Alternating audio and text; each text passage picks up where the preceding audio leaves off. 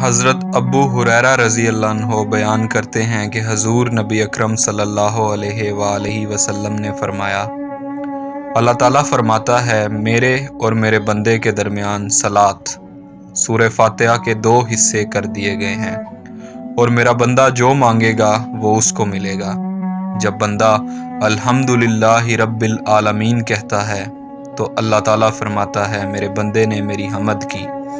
جب وہ الرحمن الرحیم کہتا ہے تو اللہ تعالیٰ فرماتا ہے میرے بندے نے میری تعریف کی۔ جب وہ مالک یوم الدین کہتا ہے تو اللہ تعالیٰ فرماتا ہے میرے بندے نے میری تعظیم کی۔ اور ایک بار فرمایا بندے نے خود کو میرے سپرد کر دیا۔ اور جب وہ ایاک نعبد و ایاک نستعین کہتا ہے تو اللہ تعالیٰ فرماتا ہے یہ میرے اور میرے بندے کے درمیان ہے، اور میرا بندہ جو مانگے گا وہ اس کو ملے گا۔